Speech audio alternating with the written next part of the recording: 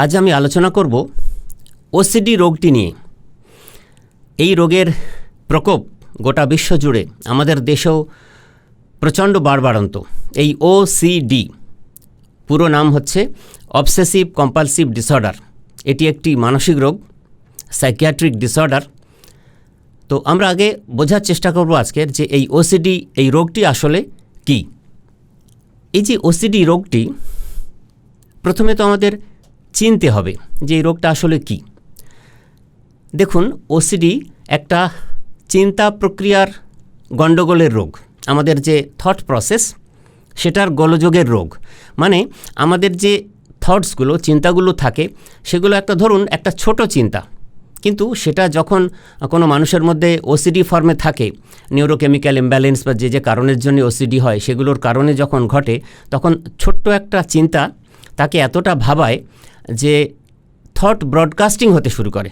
মানে ছোট্ট চিন্তা অনেক বড় করে থাকে এবং পারসিস্টেন্ট, মন থেকে বেরোতে চায় না, সারাক্ষণ এই চিন্তাটা থাকে এবং অবসেসিভ লেভেলে, মানে ওই চিন্তা না করে সেই রোগী থাকতে পারে না। আর তার কারণে রোগী কিছু কম্পালসিভ বিহেভিয়ার করে বসে। মানে অনেকে আছে দেখবেন, বাড়ি থেকে বেরিয়ে যাচ্ছে, ঘরে হয়তো তালা বন্ধ করে বেরিয়েছেন, তিনি একা ছিলেন, কিন্তু কিছু দূর যাওয়ার পরে তার হঠাৎ মনে হলো যে তালা কিন্তু তিনি বন্ধ করে গেছেন। তার মনে হলো যে না আরেকবার গিয়ে চেক করে দেখে আসি। এই কম্পালসিভ বিহেভিয়ারটা তিনি করলেন। এই হচ্ছে ওসিডি। একটু বিস্তারিত আলোচনা করব। প্রথমে ওসিডি রোগীদের যেটা বেশি করে দেখা যায় সেটা হচ্ছে ইন্ট্রুসিভ থটস। সেটা কীরকম জিনিস না, কিছু ফিয়ার। আসলে যেটা বলে নেওয়া ভালো এই প্রসঙ্গে, ওসিডিকে আমরা বলি সাইকিয়াট্রির ভাষায় যে এটা হচ্ছে পৃথিবীর সবচেয়ে কঠিন এক ধরনের অ্যাংজাইটি নিউরোসিস। মানে অ্যাংজাইটি, উদ্বেগ, উৎকণ্ঠা, এটা তো একটা সমস্যা আমাদের, সেটা সাধারণভাবে অনেকের ঘটে। কিন্তু ওসিডি যখন হবে তখন সেটাকে আমরা বলছি যে সবচেয়ে কঠিন ধরনের একটি অ্যাংজাইটি নিউরোসিস। তো যখন ইন্ট্রুসিভ থট এই ওসিডি রোগীর মধ্যে দেখা দেবে, তখন কীরকম, তার মধ্যে প্রচণ্ড ভয় থাকবে। সেই ভয়ে এমনকি সাইকোসিস লেভেলে চলে যাবে, যেটাকে আমরা বলি ফিয়ার সাইকোসিস। তার থেকে উদ্বেগ, উৎকণ্ঠা এবং বিশেষ একটা ঘটনাকে কেন্দ্র করে তার জীবনে যেগুলো ঘটে চলেছে, সেগুলো হয়তো অনেকের জীবনেই ঘটছে, কিন্তু ওই মানুষটি তখন সেটাকে কেন্দ্র করে এত বেশি ভাবছেন, তার এত বেশি নেগেটিভ ইমপ্লিকেশানস নিজে নিজে তৈরি করছেন এবং সেই পরিস্থিতির মধ্যেই বাস করতে থাকছেন, সেখান থেকে তিনি বেরোতে পারছেন না। এতটাই, মানে ওই থটকে তিনি আটকাতে পারছেন না কোনোভাবে। সেজন্যই কথাটার নাম দেওয়া হয়েছে ইন্ট্রুসিভ থটস। এটা হচ্ছে ওসিডি রোগীর খুব মূল্যবান একটি বৈশিষ্ট্য। এরপরে যেটা বুঝতে হবে, এই অ্যাংজাইটি বা এই উদ্বেগ, উৎকণ্ঠা ওসিডির, বললাম এটা একটা নিউরোটিক ডিসঅর্ডার, কিন্তু অ্যাংজাইটি রিলেটেড। তো ধরুন কোনো একটি ছাত্রের, হয়তো ইউনিভার্সিটি লেভেলের ছাত্র, তার মধ্যে ওসিডি দেখা দিয়েছে।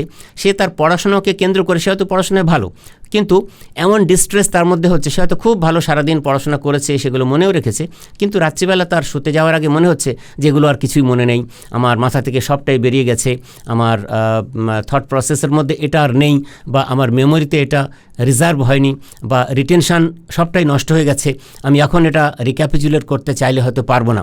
এই থটসটা তার মধ্যে এমন জাঁকিয়ে বসে যে সেটা সে রিজলভ করতে পারে না।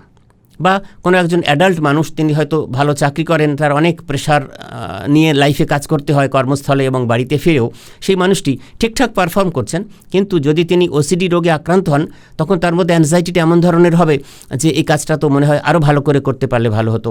এবং এই রোগীরা কিন্তু খুব পারফেকশনিস্ট হয়, মানে কোনো কাজ একদম যেমনটা হওয়া দরকার নিখুঁতভাবে এটা করতে না পারলে কিন্তু তাদের মধ্যে অ্যাংজাইটি আরও বাড়ে এবং সেই সিচুয়েশান তারা কিছুতেই রিজলভ করতে পারেন না। এটা ওসিডি রোগীর অন্যতম আর একটি বৈশিষ্ট্য। এরপরে আসবো এই ওসিডি রোগী চেনার জন্যে, সেটা হচ্ছে কম্পালসিভ কিছু বিহেভিয়ার। মানে সারাক্ষণ ওই যে ঘরে তালা বন্ধ করেছে কিনা আবার চেক করে এলো, বা বাড়ির বাইরে বেরিয়ে হঠাৎ মনে হলো যে ফ্যানের সুইচটা মনে হয় বন্ধ করে আসেনি সব সময়। বা ধরুন একটা টাকা গুনে হয়তো রেখেছে, যে এতে 10,000 টাকা আছে, বেরোনোর আগে হয়তো ব্যাংকে জমা দিতে যাচ্ছে, মনে হলো যে না, গোনাটা মনে হয় ভুল হয়েছে, আবার একবার গুনতে বসলেন। বা যে কোনো সিচুয়েশনকে কেন্দ্র করে তার সবসময় একটা টেনশন যে কাজটা মনে হয় ঠিক করে করা হয়নি। এই ঘটনাগুলো যদি দেখা দেয় কোনো মানুষের মধ্যে, যেটা তার আগে ছিল না, তাহলে বুঝতে হবে তার ওসিডি রোগ হওয়ার প্রবণতা তৈরি হয়েছে, বা হয়তো অলরেডি তিনি ওসিডি বা এই অবসেসিভ কম্পালসিভ ডিসঅর্ডারে আক্রান্ত হয়েছেন মানুষটি। এরপর একটা কথা বলবো, সেটা হচ্ছে এই কম্পালশনের হেডলাইনে মেন্টাল রিচুয়ালস কিছু ওসিডি পেশেন্ট তৈরি করে নেয়। আমি আমার প্রফেশনে নিউরোসাইকিয়াট্রি প্র্যাকটিস করি, সেখানে দেখেছি একটি মেয়ে একবার এসেছিল, সে বলছে যে তার একটা সমস্যা নিয়ে একটা সিচুয়েশানকে কেন্দ্র করে ওসিডি। কীরকম না, সে সমস্ত ব্যাংক এবং এটিএমকে মন্দির মনে করে। তাহলে সে যখন অটোতে চেপে কোনো তার কলেজে যাচ্ছে, মাঝপথে তো ব্যাংক পড়বে, এটিএম পড়বে, সে প্রত্যেকবারেই যখন নতুন কোথাও দেখছে ব্যাংক বা এটিএম, সেখানে নেমে পড়ছে এবং তারপরে সেখানে গিয়ে 5 মিনিট দাঁড়িয়ে প্রণাম করে আবার গন্তব্যস্থলে রওনা দিচ্ছে। মানে আধ ঘন্টা রাস্তা যেতে তার 3 ঘন্টা লাগে। এতটাই কম্পালসিভ বিহেভিয়ার এই ওসিডিতে। তো এই যে মেন্টাল রিচুয়ালস অনেকে এরকম করতে থাকেন, বিশেষ একটা সিচুয়েশনকে কেন্দ্র করে, দেবদেবীদেরকে কেন্দ্র করে কিছু রিচুয়ালস তৈরি করে নেয় এবং সেটা পারফর্ম করতে না পারলে তার মনে হয় যে দেবদেবী তার ক্ষতি করে দেবেন। এবং রিলিজিয়াস ওসিডি, এক ধরনের ওসিডি আছে, সেখানে দেবদেবীকে কেন্দ্র করে অনেক অশ্লীল চিন্তা মানুষের মধ্যে আসে এবং তাতে দুটো ঘটনা ঘটে। এক হচ্ছে যে এটা আসলে তার মনে হয় যে আমি এমন একটা খারাপ চিন্তা করছি, তো এতে দেবদেবী অসন্তুষ্ট হয়ে দেবতা আমাকে ঠিকভাবে বাঁচতে দেবেন না। আর তাছাড়া এই রোগের কারণে আমি দেবতার বিরুদ্ধে এরকম করে ভাবছি, এটা তো প্রচণ্ড অন্যায়, নিজের কাছে একটা ভয়ঙ্কর গিল্ট ফিলিং হতে থাকে এবং সেই সিচুয়েশান সে আর নিজে কিছুতেই রিজলভ করতে পারে না।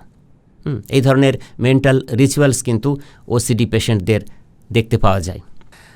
এবার যেটা বুঝতে হবে, এই ঘটনাগুলো যখন ঘটে তখন খুব টাইম কনজিউমিং একটা ব্যাপার ঘটে। মানে অনেকে এমন আছে, ধরুন তার ওসিডি অফ কন্টামিনেশন আছে, মানে সবসময় তার মনে হয় যে সে পরিষ্কার পরিচ্ছন্ন ততটা নয়। মানে ধরুন এই ধরনের ওসিডি পেশেন্টরা কী করেন, তারা হয়তো স্নান করতে ঢুকে আমরা কতক্ষণে স্নান করি, 5 মিনিট, 10 মিনিট, 15 মিনিট, সে কিন্তু 2 ঘন্টা ধরে স্নান করছে। স্নান করা হয়ে গিয়ে টাওয়েল দিয়ে মোছা টোছা হয়ে গেছে, বেরিয়ে আসছেন, হঠাৎ তার মনে হলো যে না আমার পরিষ্কার পরিচ্ছন্ন হয়নি, স্নানটা ঠিকভাবে করা হয়নি। আবার নতুন করে, মানে শুরু থেকে আমরা যেভাবে স্নান করা শুরু করি, গায়ে জল ঢালা, সাবান মাখা, সব মিলিয়ে আবার প্রসেসটা কমপ্লিট করেন। মানে দেখা গেছে অনেক ওসিডি পেশেন্ট আছেন, এই ওসিডি অফ কন্টামিনেশন যাদের আছে, তারা কিন্তু 1 ঘন্টা 2 ঘন্টা ধরে স্নান করেন।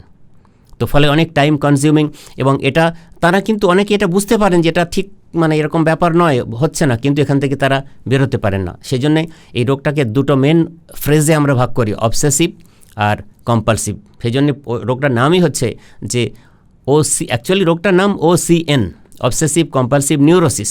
আমরা সংক্ষেপে এটা ডিজিজ বলি, সেজন্য বলি অবসেসিভ কম্পালসিভ ডিসঅর্ডার বা OCD। শেষ করব এই বলে, আসলে কিছু কমন সিমটম আছে যেগুলো যদি দেখা দেয় তাহলে বুঝতে হবে যে কোনো মানুষটির, নারী পুরুষ নির্বিশেষে, তার মধ্যে ওসিডি হওয়ার প্রবণতা তৈরি হয়েছে। দুটো জিনিস, একটা হচ্ছে কন্টামিনেশন, একটা হচ্ছে হোর্ডিং, আর কখনো কখনো দেখা যায় এই চেকিং। মানে কন্টামিনেশন মানে তার মনে হয় যে কোনো জার্ম তার শরীরে ঢুকে যাচ্ছে, কোনো একটা জিনিস টাচ করলে মনে হলো যে সেখান থেকে কোনো জার্ম তার শরীরে ঢুকে যাচ্ছে, বা নিকটাত্মীয় কারোর থেকে শুনলো যে তার একটা বড় কঠিন রোগ হয়েছে, তার মধ্যে আমার যদি ওই রোগ হয়, এটাকে বলা হয়, এই ভাষায়, আমাদের সাইকিয়াট্রির ভাষায় বলা হয় হাইপোকন্ড্রিয়াসিস। এইসব ফিলিংসগুলো কিন্তু ওসিডি রোগীদের থাকে। আর কাউন্টিং ব্যাপারটা থাকেই, সবসময় মনে করে যে জিনিসটা যেটা গুনলাম, টাকা হোক, কোনো জিনিস মনে হয় ভুল হলো, আবার সেটা কাউন্টিং করছেন। এই জিনিসগুলো কমন সব ধরনের, মানে যাদের ওসিডি অফ রিলিজিয়াস থটস আছে, যাদের ওসিডি অফ কন্টামিনেশন আছে, যাদের ওসিডি অফ পারভার্টেড থটস আছে, এই সব ধরনের ওসিডির হয়েছে এমন রোগীদের ক্ষেত্রে এই কমন ফিচার্সগুলো হচ্ছে কন্টামিনেশন এবং এই কাউন্টিং আর হোর্ডিং ব্যাপারটা হচ্ছে যে রোগী সবসময় মনে করে যে, মানে এরকমও দেখা যায়, আমি প্র্যাকটিক্যালি বললে বুঝতে আপনাদের সুবিধে হবে। মানে একটি মেয়ে আমি দেখেছি, সে মডেলিং করে, তো বাড়ি থেকে বেরিয়ে সে যখন আমার ক্লিনিকে আসছে, রাস্তায় তো কোথাও একটা আবর্জনা স্তূপ থাকতে পারে, দেখতে পারে, সে দেখার পরে তার তখন থেকে ফিলিংস শুরু হবে, সে যখন হাঁটছে বা গাড়িতে আসছে, তার মনে হচ্ছে যে সেই টোটাল আবর্জনার স্তূপটা তার পেছনে আসছে। এবং তার মুখে আমি শুনেছি, সে যখন ক্লিনিকে এসে আমার সঙ্গে দেখা করার জন্য বাইরে বসে অপেক্ষা করছে, তার মনে হচ্ছে তার পায়ের তলায় সেই নোংরাগুলো এসে বসে আছে বা তার শরীরে টাচ করে বসে আছে, এই ধরনের ফিলিংস। তো এখান থেকে সে বেরোতে পারে না, এই ভাবনা থেকে।